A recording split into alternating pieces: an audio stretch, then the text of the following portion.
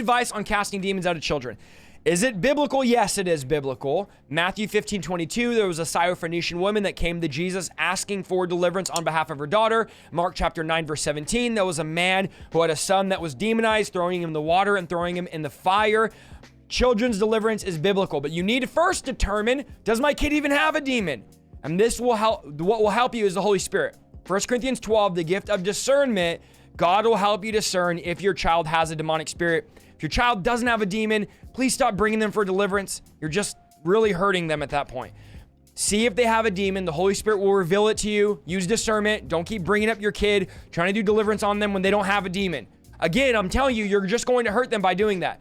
So if they have a demon, you could also look for symptoms. Are they showing evidence? Are they growling? Are they foaming at the mouth? Are they cursing? Are they blaspheming God? If you have a 3 or 4-year-old blaspheming God, that's a demon, friend. Naturally, they wouldn't do that. So you need to be careful. Make sure there's something there. And then also, the Bible teaches in the 2 instances of children's deliverance is Jesus shows us the parent needs to take initiative. The Syrophoenician woman I just mentioned came to Jesus on behalf of her daughter, and the man came to the disciples on behalf of his son. Take initiative. If your kid is demonized, they're not, let me just give you a spoiler alert. Your kid's not going to go and look up my deliverance map. You're going to have to take initiative and do it for them. But we need to use wisdom.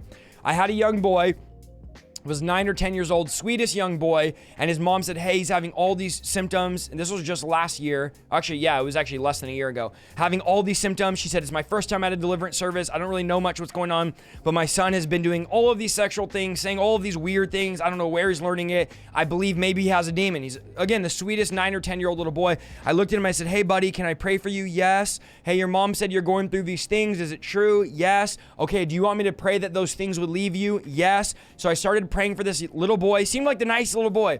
He started screaming. A demon started talking out of him. What do you want from us? Get off of us. He doesn't want to be free. He's ours. So he ended up on the ground, and I told his mom, because he started getting violent, I said, hey, let's help me just gently hold him down. And we were holding him down gently. He was getting very violent, screaming. A demon was talking out of him.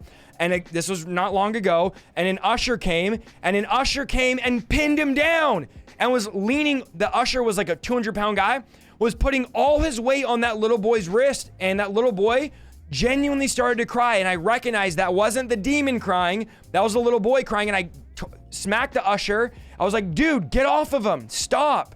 And he's like, what? I said, you're hurting him. So we got the little boy. I talked to him. I said, are you okay? And he's like, oh, my wrist. And he was wanting freedom, but he was rubbing his wrist because his wrists were hurting. And the little boy, we ended up praying again. He got fully free, and I had to apologize to him and the mom because of the usher. And I talked to the usher. I said, don't ever do that again.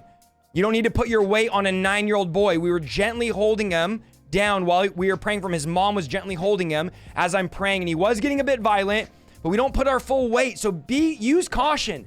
Why are you allowing people to sit on your kids, push your kids down, mock your kids? Like, no, we need to use extreme caution and be delicate and be kind with children. They don't understand. So we don't need to take them through all the renouncing, repenting, but we do need to use initiative, and we need to make sure that we're being okay with them. We need to be okay. We need to be, how do I say this? We need to use wisdom and be careful. Not okay. We need to be careful with children when doing deliverance.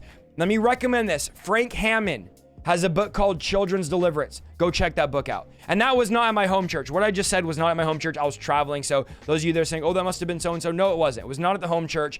If it was at my home church, that person would not be on our altar team. It was somewhere else, but it was not okay. And I was extremely frustrated. And to this day, it makes me mad even thinking about it. Okay. We need to be very careful with people.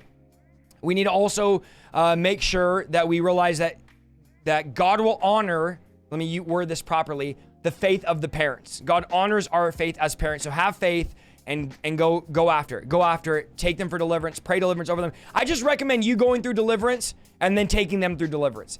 I honestly recommend you doing it.